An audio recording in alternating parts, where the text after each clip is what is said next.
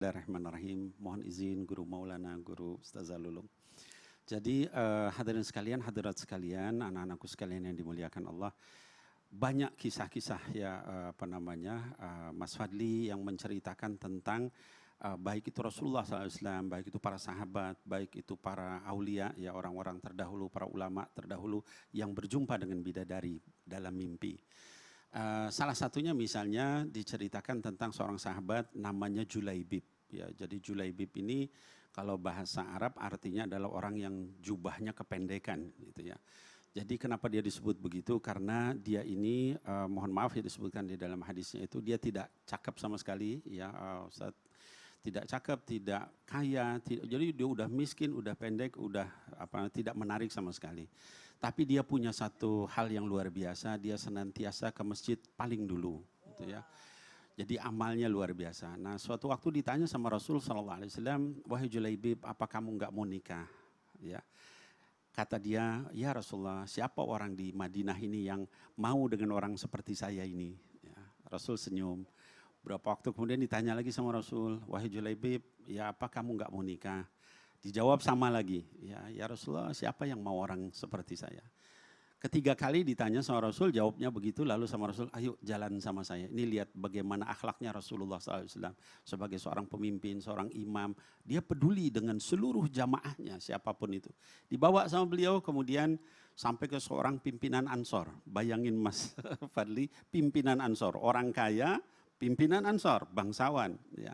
Lalu dia bilang, kata Rasul SAW, saya ingin melamar anak kamu. Oh senang, dikira Rasul yang melamar gitu kan. Nah lalu kemudian kata, oh ya kami senang sekali ini. Bukan buat saya kata Rasul, tapi buat Julaibib. Kaget orang tuanya itu. Bahkan istrinya sampai terpekik gitu ya, teriak gitu. Julaibib katanya, bagaimana anak saya mau suruh nikah sama itu. Terus kata suaminya, ya Rasulullah kami minta izin untuk berdiskusi. Lalu Rasul pulang sama Julaibib, lalu terus ngobrol. Wah istrinya marah-marah gitu ya. Tapi yang luar biasanya itu Mas Fadli, anaknya ini solehah. Udah cantik, kaya, anak bangsawan tapi solehah. Dia membacakan ayat, wa ma kana lil mu'minin wala mu'minatin idza qadallahu wa rasuluhu amran an yakuna lahumul khiyaratu fi amrihim, ya min amrihim. Jadi tidak pantas bagi seorang mukmin laki-laki maupun perempuan kalau sudah Rasul punya keputusan, dia mau nyari jalan lain, tidak mau nurut sama keputusan Allah dan Rasul. Saya siap, itu pilihan Rasulullah pasti itu yang terbaik. Nikahlah dia ceritanya, ya Mas Fadli. Ya. Lalu Julaibib ini di hari pertama dengan segala tawaduknya, kamu ini suka nggak sama saya? Saya segini jeleknya, kamu segini cantiknya. Dia sadar diri, ya.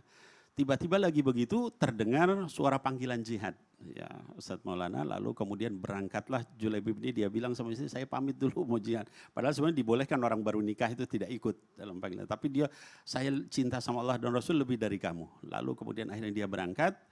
Ketika dia berangkat, kemudian ternyata dia mati syahid. Gitu ya. Nah, tapi sebelum mati syahid itu dia mimpi ketemu dengan seorang wanita yang luar biasa cantiknya. Lalu dia tanya siapa ini adalah bidadari. Ya.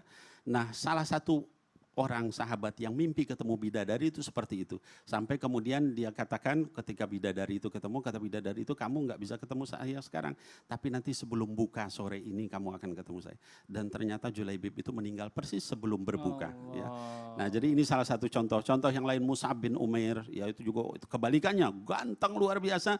Tapi dia miskin ketika dia memeluk Islam. Sampai Rasul sedih ngelihat dulu dia tuh paling dicintai wanita, ganteng, kaya, wangi. Tapi ketika meninggal seperti itu hanya ditutup kain, kalau ditutup bawahnya kepalanya terbuka, tutup kepalanya bawahnya terbuka, tapi Rasul senyum karena dikejar sama bidadari ketika dia meninggal. Itu salah satunya.